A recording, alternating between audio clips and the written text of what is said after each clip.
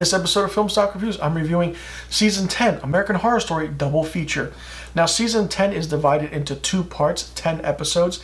Part 1 is Red Tide, which takes place by the sea, and Part 2 is Death Valley, which takes place by the sand, which is the desert. Now, Part 1, Red Tide, takes place by the sea, and tells the story of Harry Gardner, his pregnant wife Doris, and their daughter Alma as they travel from New York to Provincetown, Massachusetts, for a 3-month trip where Harry is a screenwriter, and he has to write this next big script in order to make it.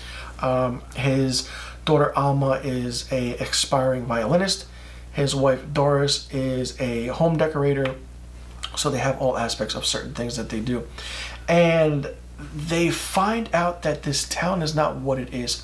And so far at the end of the first episode, we find out that everyone in this town is so-called vampires in a way.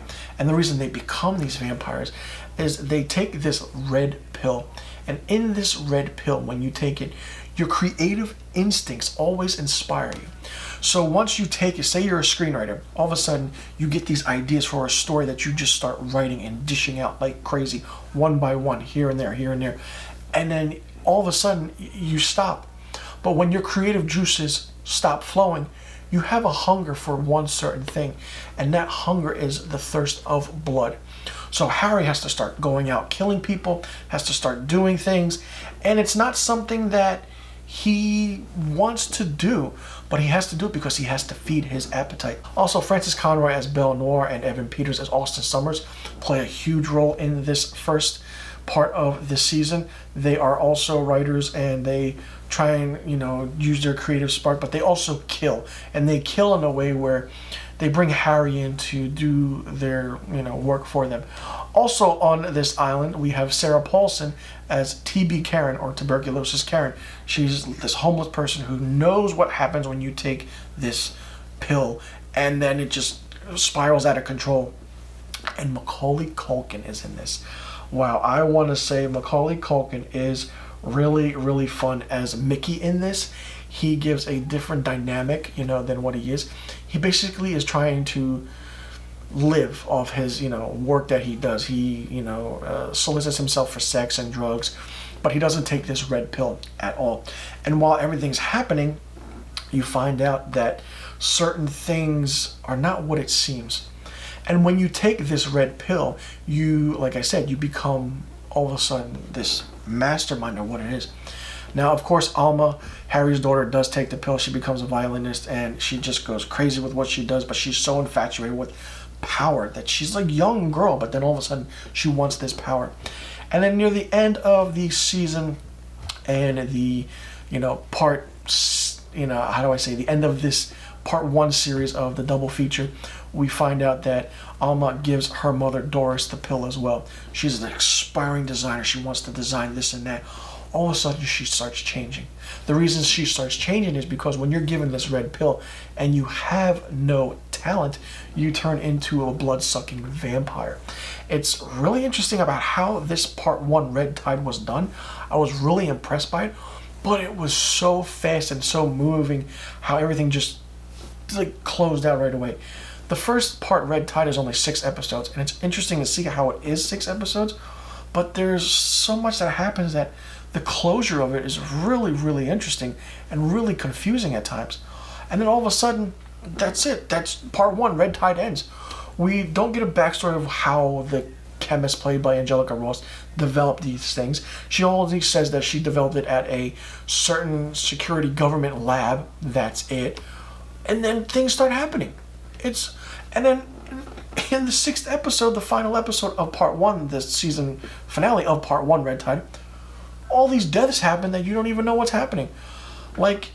I understand it's a double feature, but my goodness, what is, don't close out by just killing everything and leaving the ending open-ended. It's really crazy. And I do want to give credit to Leslie Grossman as Ursula. Even though she's very annoying with her character, she's a phenomenal actress. But in this, she just felt very, very annoying at times. But it was really, really fun. Now, for part 2, Death Valley. This part was by the sand, or you call it the desert. And the reason it was done by the desert, Death Valley, is because it tells a story about aliens. And we start off with Neil McDonough, who is playing Dwight D. Eisenhower, and how Sarah Paulson is Mamie Eisenhower. And all of a sudden, a crash landing happens in Roswell, New Mexico, which starts the chain of events of who these people and aliens are, why they're here. And I do want to say part 2, Death Valley, is only 4 episodes. Yes, it's only 4 episodes. I'm very surprised it was only 4 episodes, because you could have got so much more out of it that it's insane. Not only do we have that aspect of going back to the 1950s, 60s, and 70s, getting the black and white look of the part 2 Death Valley episodes, which were really well done, which was really great. I loved that aspect of the 10th season of Death Valley. We got into it where the scenes with Neil McDonough were done really well. We see him as Dwight D. Eisenhower. It was great. And then Craig Schaefer as Richard Nixon was really, really good. I'm really surprised at how Craig Schaefer played his role. And it was really, really impressive. And Sarah Paulson as Mamie Eisenhower, the wife to Dwight D. Eisenhower, was really good, but annoying at times also. But it was done so well. The only downside to part 2 Death Valley and this season was the now scenes, like the future, where we are seen with 4 friends who are abducted and impregnated by aliens. Yes, 2 guys and 2 girls. One of the women is played by Kai Gerber, Cindy Crawford's real-life daughter. Anytime those scenes came on, the color scenes, where it wasn't taking place in the 1950s or 1960s or 1970s, I wanted the black and white scenes to come back, because those scenes were much better and much more fleshed out. Basically, they impregnated to find the best human-alien hybrid to rule, the world, and to take away all these humans and have the world run by alien-human hybrid babies and people. The head of these aliens, played by Angelica Ross as Theta, is really interesting. The makeup is really good. But we really don't see that much of the alien look of how aliens are done. We don't see that full spectrum of grayscale, big bulging eyes. Maybe we get that with Theta, but other than that, that's it. We get the glimpses of the babies when they're holding the babies. And I do love how they make fun of the moon landing back on July 20th, 1969, where they show that it was staged. Stanley Kubrick was actually the one directed it, and that everything took place at Area 51, and it was just a big hoax, and how Buzz Aldrin and, how Neil Armstrong weren't actually there, and the backstory behind it, which was a really nice touch, because that's a big topic of how you think we landed on the moon, but then we didn't. But did we? All that aspect is really great. Even how Steve Jobs is still alive at Area 51, because the aliens are, having him, live, because they want the technology.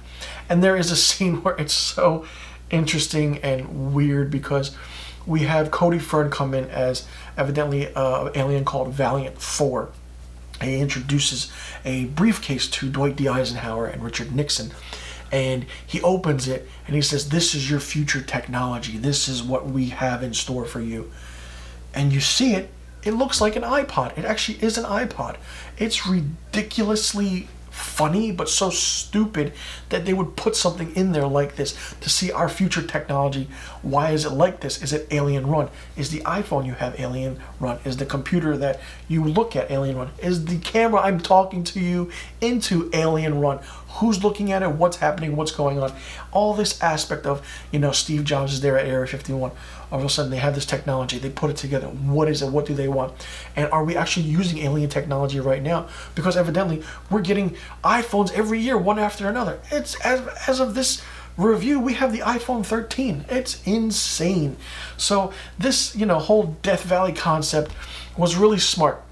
The black and white episodes and the black and white scenes were really good. The scenes in the future with the color of how the babies were needed to, take over the world with the alien-human hybrid is great. The season abruptly ends and the credits just roll, and it's very, very disappointing. For me, I don't even know how to rate these 2 seasons because it's double feature. And for me, I do want to say that they do stand on their own. If they were done by themselves, it probably would have been a little bit better. You could have fleshed out part 1, Red Tide, a little bit more, and you could have part 2 fleshed out Death Valley a little bit more. Red Tide, Death Valley, great names. American Horror Story is going up to 13 seasons. I'm curious to see what they're going to do. You need to bring back the horror element. Don't call it American Horror Story when there's no horror element and there's nothing that's scary about it at all. Don't bring in the myth and the lore of just vampires and aliens. When aliens were kind of touched on in season 2 with Asylum, with the Evan Peters character, and then vampires were also touched on in season 5 Hotel with Lady Gaga. You brought them back, but you didn't dive into the lore of anything. If you do, you know, this could have been a well fleshed out season. Was it smart to do a, split up season? Yes, but it wasn't smart to have certain episodes be certain ways. Like part 1 was just 6 episodes and part 2 Death Valley was only 4. You could have done so much more. For me, I do want to say that, wow, this is very difficult. Like, if I did have to rate this season as a whole, I would have to give it 2 out of 5 stars. Each part gets 1 star. Part 1, Red Tide gets 1 star, and part 2, Death Valley gets 1 star.